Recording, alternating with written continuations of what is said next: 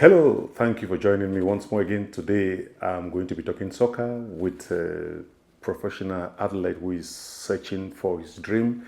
He's called Dimitri. I'm going to look at his sacrifice, his mindset, his spirit, his commitment, his dedication. Hello, how are you?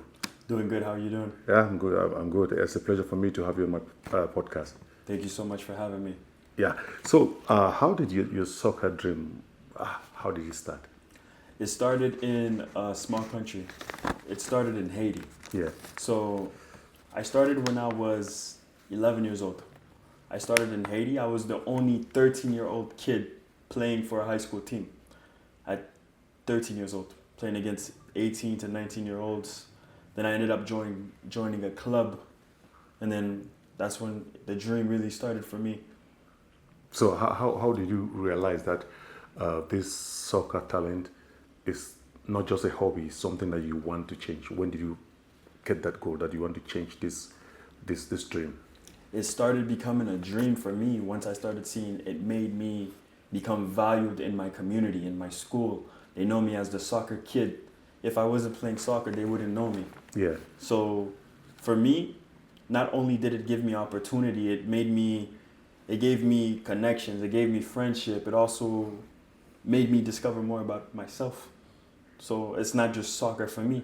It was something that I did to get myself better.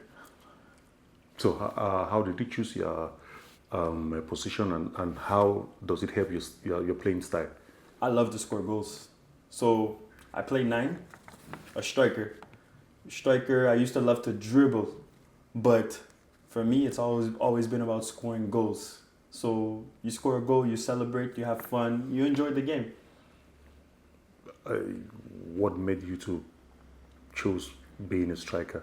Because for me, scoring goals and also I helped out my team mainly by being a leader, being there whenever they needed me. They could count on me. They needed a goal, whether it's last minute or it's a game. I was there for them.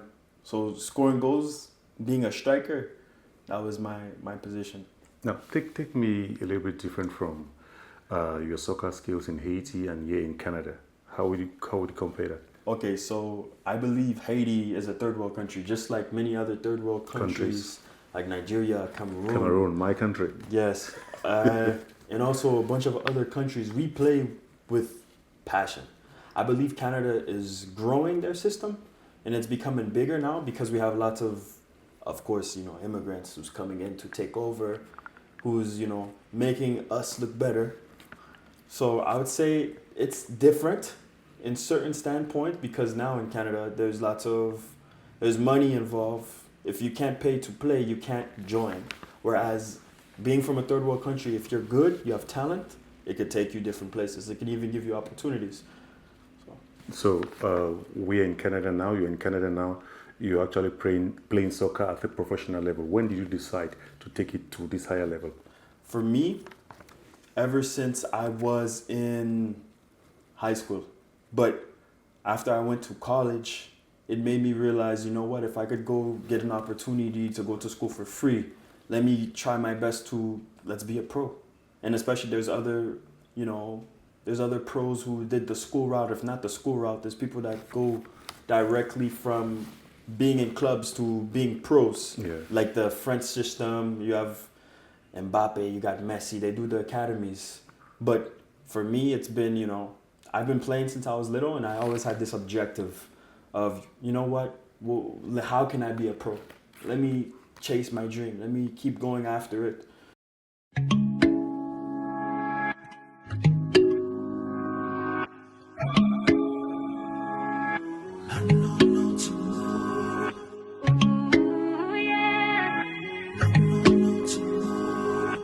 In chasing this dream, what has been the toughest obstacle?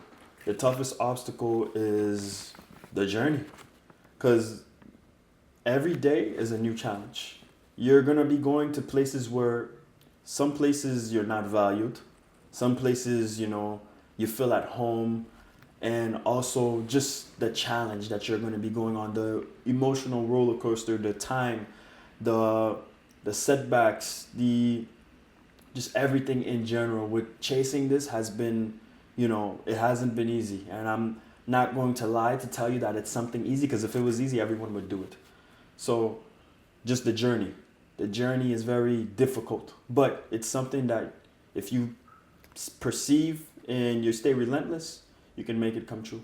So when we talk about obstacles, so what is the moment? Have you had those moments that you say, okay, I think it's time for me to quit this thing and do something else? Of course, that those moments will always come and go, but the one thing that separates you from everyone else is your mentality. Because in this game, if your mind is just as good as you are. If you're good up here, you're gonna be good out there on the field. So, what makes me stop saying, you know what? Why don't I give up? Why don't I quit? Is because for me, this is something that has built me. It has broke me. But at the end of the day, this is me. This is something that makes me keep waking up to push myself. So this is it for me. Can you give an example of one of those moments? Just that is one thing that actually made you to say, okay, I'm leaving. Okay, for example, I've been playing. This is when it started. Just a little moment where I've been playing. I was playing 2-3 years older than me sometimes. Yeah. I went back to back 2 years in a row.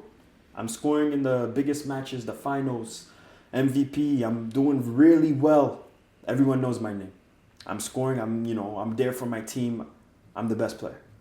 And then guess what? There's a new coach that just come, and the coach says you're not good enough.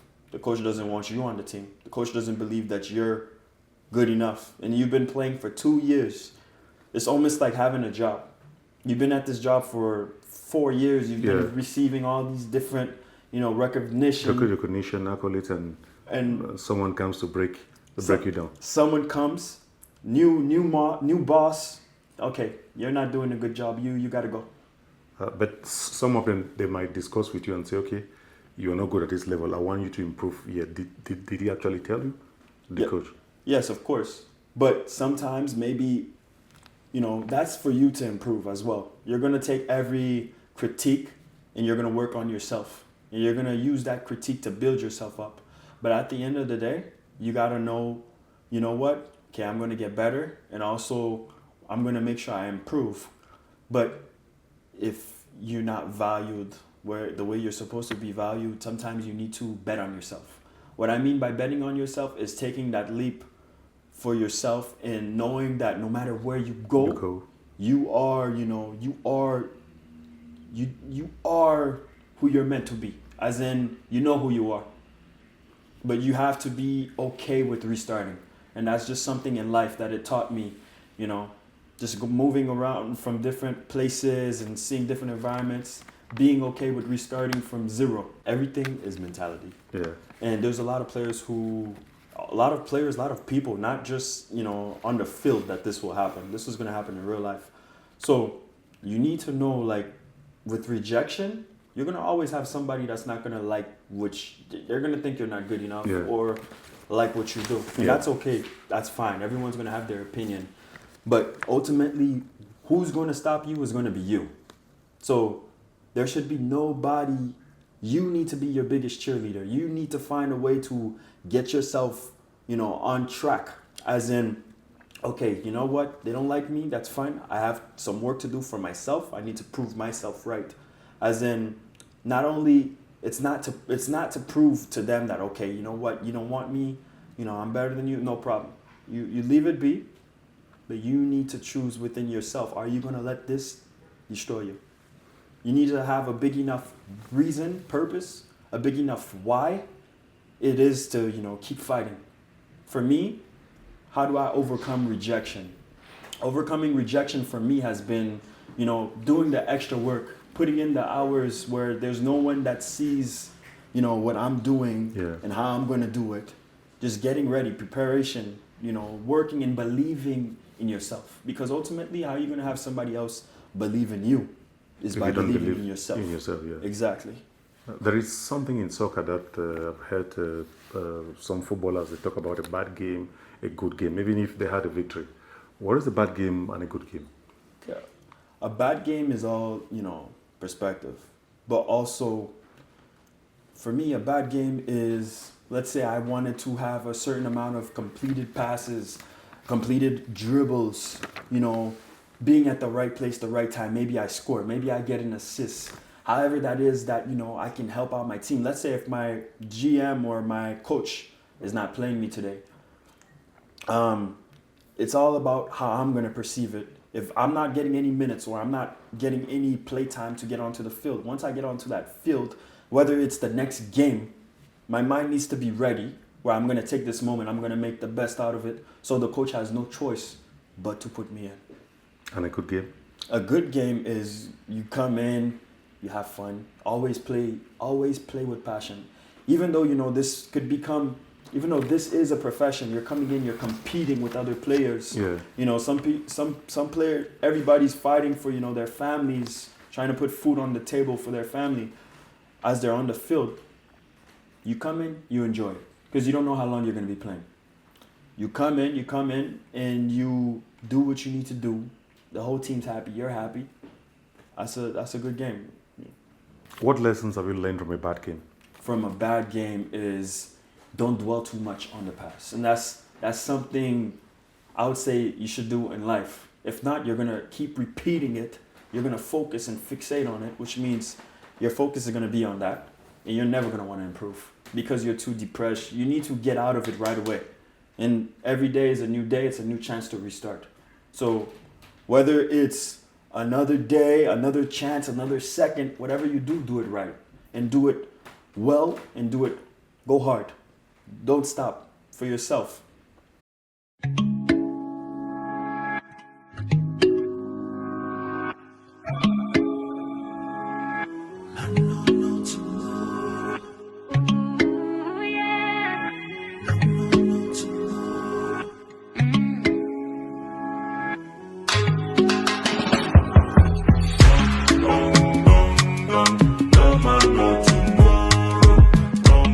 So, what does a typical week of training, both physically and mentally, look like for you? So, wake up. First thing you do is you pray. I'm Christian, so Yeah. you pray. Prayer, yeah. And then you go ahead, pack up our bags. If it's an early morning session, we're out by 5:40. Training by 6:30. Drive to training, get to training. Right away we train. Then we come back home, we eat some food. Then we go again within 3 hours from now. Another 3 hours that pass by, probably let's say noon. We have another training session. And then we have gym right away. After gym, we go ahead and prepare. Maybe it's video, it's analyzing, certain things that you did wrong the last game, which you can improve on. If not, we go ahead and maybe you enjoy, you relax. You take some time to yourself, you breathe. You don't want to be too fixated on the game. It's, you want to improve your IQ, you want to improve your technique, but you don't want to overwork yourself with anything that you do. But you have to be consistent. And the next day, repeat. So mentally, it does get tiring and draining, but at the same time, there's sacrifice within it because if you want to improve, that's the only way you're going to see progress within being consistent with whatever you're doing. You can't train for today, then don't train another 2-3 weeks. It doesn't work that way. That is what you actually do, or do you do that, or have you seen other teammates who don't follow that discipline? That's my discipline, and also there's other people who trains like that. Like for me, I'll train if there's 7 days in a week, 4 times I'm going to be training. 4 times to get the best out of myself to improve. So what sacrifices do you make that people don't often see?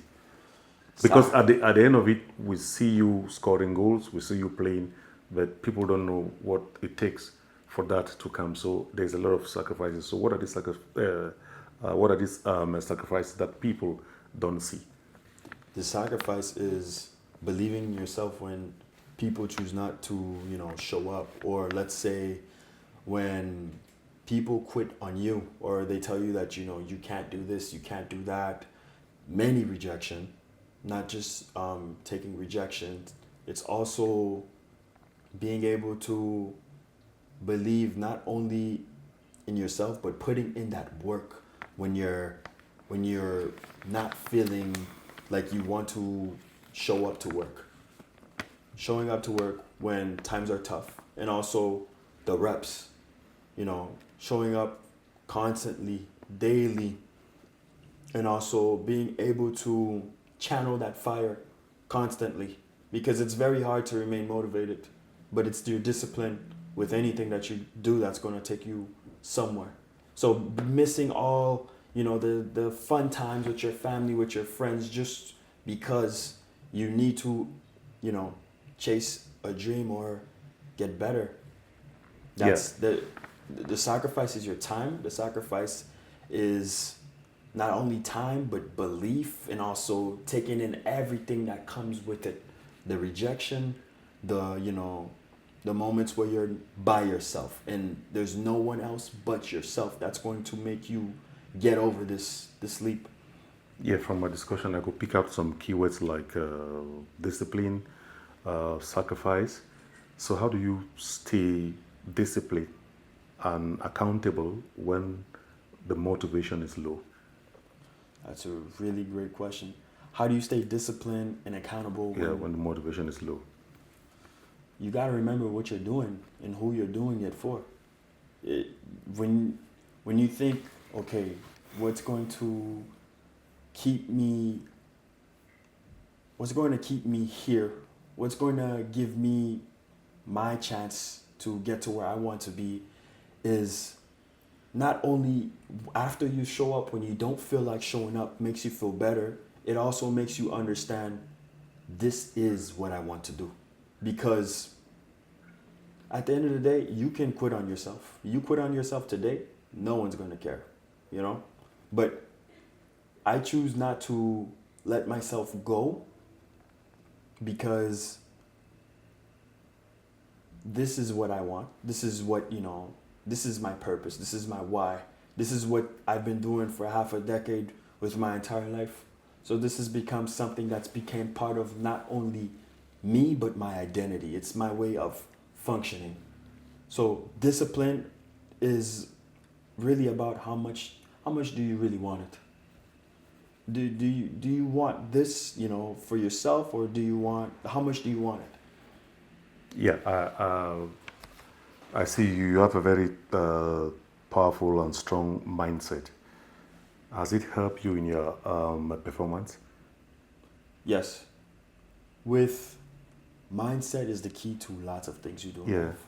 So for me, for performance, it's not only, when you get on the pitch, it's war, because there's so many things going, okay, what is my coach going to say about my performance? How does my teammates think I played today? Not only how do I keep myself from, okay, oh shit, I did a wrong pass. I didn't do the right play that I wanted to make. I didn't envision this to go this way, and I made a mistake.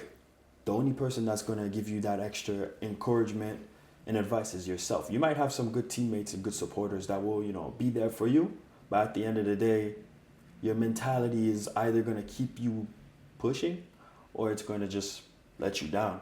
So it's very important to manifest what you want, envision what you want, but also keep your mentality, strong. Because at the end of the day, it's going to be a battle where you're going to be fighting against the man in the mirror, which is yourself. And it's very important that you make sure you show up for that person, which is yourself. How do you stay confident and focused? You might have the strong mindset, you might be disciplined, and you take a lot of sacrifices, and your other teammates don't do that. There's a general low spirit of the team. The team might not be winning games. But how do you stay focused when the general progress seems to slow down? I stay focused not only due to, the goals I set for myself, but my tunnel vision. Where do I want to be? How am I going to get there? So at the end of the day, you have to, it's sometimes in life, I think it's okay to be a little bit selfish. You need to remember your objective. Yeah. So if your objective is, you know what, I'm seeing myself here within a year, within 2 years, you know, you gotta, you know, have that in the back of your mind. If not, you're gonna go there and you're there, but you're not really there at some points. Yeah, there are some younger kids older. You can advise some other younger kids who want to play soccer, and maybe even parents who are getting in the soccer whole like industry or in the soccer game with their kids without them knowing that there comes this mental and emotional challenges. What would you say to parents about being mentally ready and being emotionally ready? Because some of them get their kids to play soccer and they have the dream that okay, they want their kids to get into an academy and become professionals, but without knowing that this thing comes with some a mental ready kind of person, and you have to be emotionally strong. What words do you have for parents? Be supportive, be there for your kids, but also understand that it's going to be one one hell of a ride, because it's not going to be easy. There's going to be highs, there's going to be low. It's going to be not only sunny but rainy. You have to be willing to weather the storm, because in this game, you know, it's in this industry as a whole, it's sometimes you win, sometimes you lose, but it's all about your perspective. So mentally, you're going to have to be willing to not only adapt, but understand your role, the environment, and also what it's going to take to be where you're at right now to where you can be. There's a difference between being great and being amazing. So it all starts within the mind, and once you get it up from the mind, the body will come. The body, the work, and everything else will transpire. But you need to be willing to understand it comes to a certain cost. And you need to be willing to show up every single day, even when you feel like you don't want to. Because it's not easy. If it was easy, everyone would do it. But definitely support, and also showing up every single day, even when you don't want to show up. No, soccer is a collective game. You don't play alone, you play with some teammates. When results are low, how do you motivate them? Once we come onto the field, we're ready to not only, we're on this journey together, but, you know, we're both in the same shoes. So for me, my one advice to them is we're going to fight another day, and we're going to keep building by scratch. I say brick by brick, which means step by step, progress daily, and also as long as we take, even if it's one step in the right direction, I rather we progress, you know, we progress slowly than to not progress whatsoever. It's, you live to fight another day. Any second, any breath that you step onto the field, we give everything. We give everything that it takes. We show up, and we go again. Who is your soccer idol? Oh, my soccer. Oh, that's a great question. I really love Neymar when I was younger. Yeah. But it's a big competition between Neymar and Messi. I also had a little, feelings for Ronaldo. Yeah. So, but for me, they used to call me Neymar when I was little, because I used to love to dribble, kind of even had the same hairstyle as him. I used to copy his cadence. Yeah. But I would say Neymar. So what has been the hardest truth? What is the hardest truth chasing a professional career? Chasing a professional career is there's no guarantee. You can be doing this for 20 years. You get a contract, you get paid, and then you have one season, you're injured, you lost your contract, you can't support yourself, you can't support your family. You can have a spot on the roster, and the next minute you don't have a spot, you don't have even the opportunity. It's just a game where nothing is promised to you, nothing's guaranteed. And on top of that, it's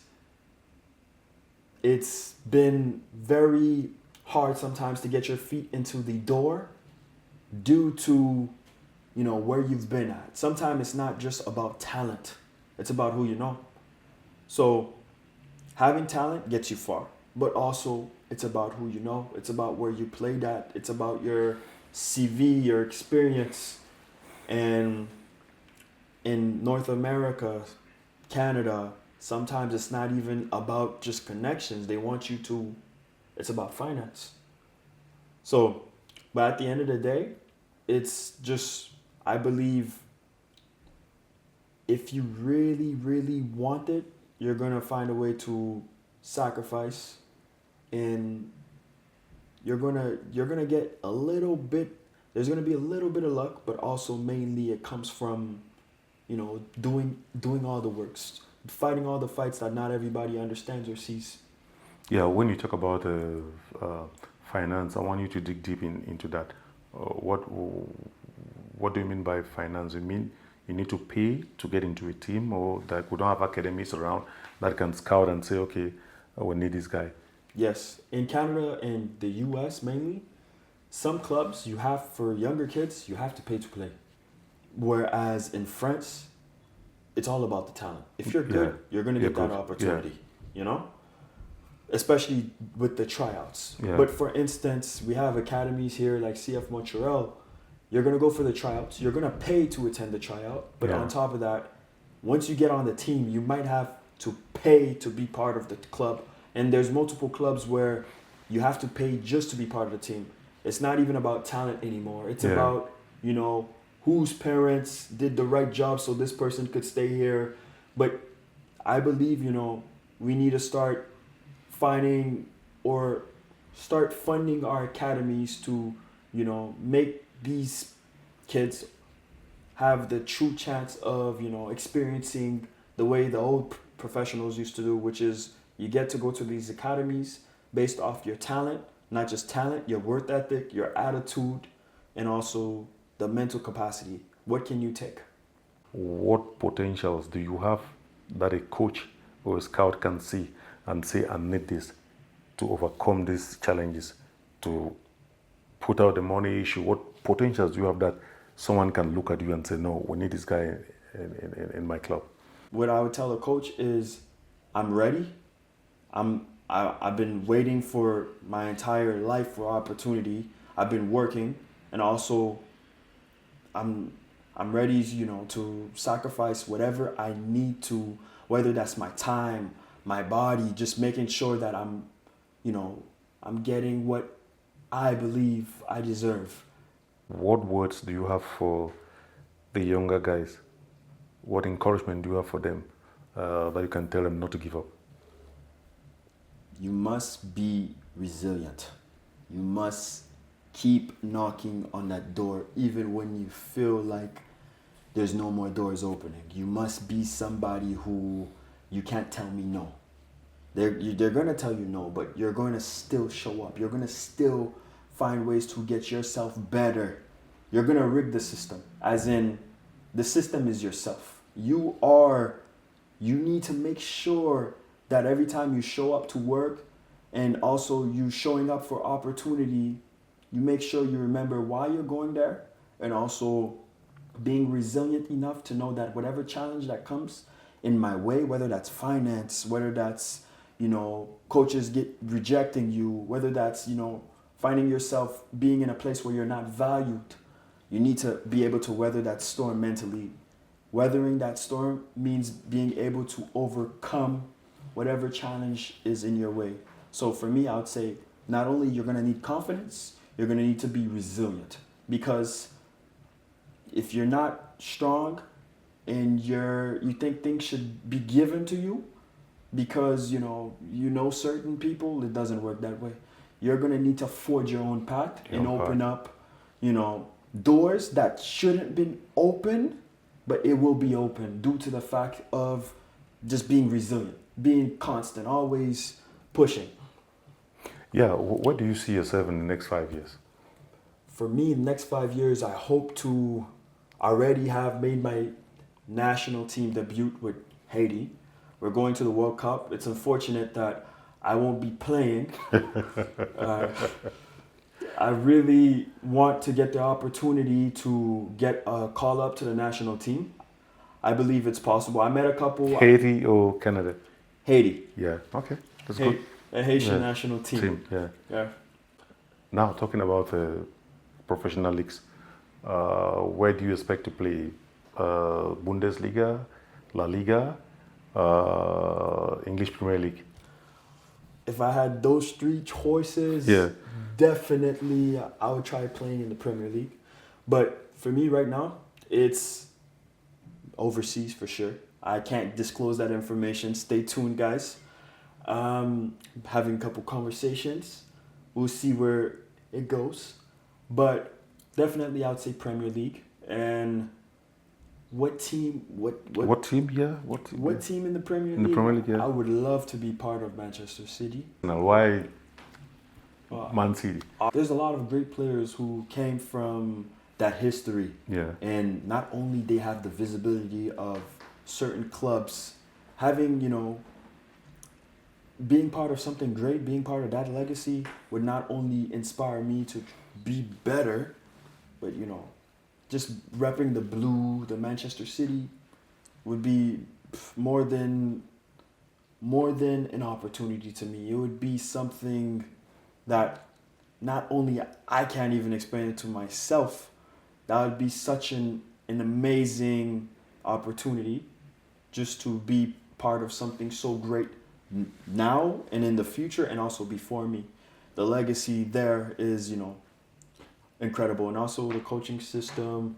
Always had great coaches down there. Always been a team where they never had too much bad seasons. I think they can win the Champions League next year. Next year, not this year. Nah, Okay. This year we're gonna give it a chance. Okay, if a coach is like watching a podcast or a professional scout is watching, what do you want them to know about you? I'm a free agent. I'm ready to, I'm definitely ready to go on trial. I'm ready to go on trial. Reach out to me. My email is Dimitri. I won't put too much in there, but definitely send me an email. We can talk and we can discuss certain things, and just definitely open my eyes to any opportunities, whether that's in Asia, Africa. Just my options is open, and I'm not limited. I'm ready to go where my calling is. What legacy would you like to leave when you've done and all that is dusted? You say, okay, I want to go on retirement. It's not just the finance. The finance is great, but not just the finance and the fame. It's the same thing that brought me to this sport. I want to be able to have the generations to come behind me to be inspired the way I was inspired, to be intrigued the same way I was intrigued when I would see Messi or just the culture. I want them to want to be part of something so great and something bigger than them, to the point where they believe that nothing is impossible, and believe that if I work and if I commit to this, if I sacrifice, if I put all my efforts into this thing right here, I can not only be better, but also be able to blaze my own path. As in, the same way you look at all these players, we're human just like you. We eat, we sleep, we train, we have our own routine, but that can be you as well. But you need to be able to dream big. What has family actually done for you to make you succeed? They sacrifice so much, and I have a story to actually tell. Yeah, I'd like to hear the story. So, for this opportunity, it was a big opportunity. We didn't have the money to attend, so we would borrow, and not only it was a tough time for us. My mom was missing. My mom, my brother, they were missing work just to show up for me. And as we went to the showcase. Thank God we found a way to attend. We went to the showcase, and not only this showcase gave me the opportunity to get a scholarship and go to school for free, but it just due to them being there, it helped shape my entire, like, it helped me get to where I wanted to. It helped me get to where I wanted to go. And even the sacrifice of just making it there, going back. Our car was breaking down, but they were still There for you. there for me, just pushing. So that gave me not only courage, but it showed me that, it's not it's not just me. It's not a one man show. Yeah. If it wasn't for them, I wouldn't have been in the position to even have a chance to succeed. When he opens the door and the blessings keep coming, you become a professional footballer in Man City, the big contract. And what would you do, like, to give back to your community, to give back to Haiti from where you are from? Because most of us immigrants, we know what people back home actually need. We need structure. Not only structure, we need people that actually care. People who like I don't want to mention my mom, but my mom is definitely somebody who she and I want to be part of something great. We want to help other kids, whether you're from not only Haiti, my country, Cameroon, Nigeria, Brazil. We want to be able to help the next kid chase their dreams and give them structure. And to do that, we're going to not only need a team of people that are determined, but we're going to need a team of resilient individuals, and also supportive, and also, a strong team that we can create something that will be there for generations after us to come, can have a blueprint. Yeah, I want to be very positive as well, to say that in the next 5 years, I will still invite you or look for you if you are still in Man City in the Premier League. In the next 5 years, I will look for you. Let's celebrate. What do you think in the next? What are we going to celebrate in the next 5 years in the Premier League in Man City? Man City Premier League, excellent club. I'm looking first. Let me get to Haiti, okay? Yeah. Then we're gonna go ahead and negotiate. We're gonna find an agent to get to Man City in the Premier League. But it's all about, yearly progress, and I would definitely love to join this podcast. This podcast is excellent. In the next 5 years to celebrate your goals. Yeah, I'll be happy to meet you. It was a pleasure talking to you, Dimitri. I pray God grants you your wishes. You are very committed. You are disciplined. Your mindset is there. Your family is there to support you. It was a pleasure for me to receive you in this podcast, to get to know a little bit about soccer in Canada and your lifestyle. Is a bold initiative, a bold step, not taken only by you, but your family. Thank you for joining us. I wish you success in your endeavors. Thank you so much. It was a pleasure to be here, and I would love to be here in the next 5 years. And I wish this podcast nothing but the best. Thank you. What's the name of it? Constantine. Yeah. Podcast. This is Dimitri Bouzy, and it was a pleasure being here, and it was an honor. Thank you so much for having me. Yeah, man, when you score goals for Man City, make sure you don't do anything against Liverpool or Arsenal. Arsenal is my team. It's a great team. So, thank you. It's a pleasure. Have a good one.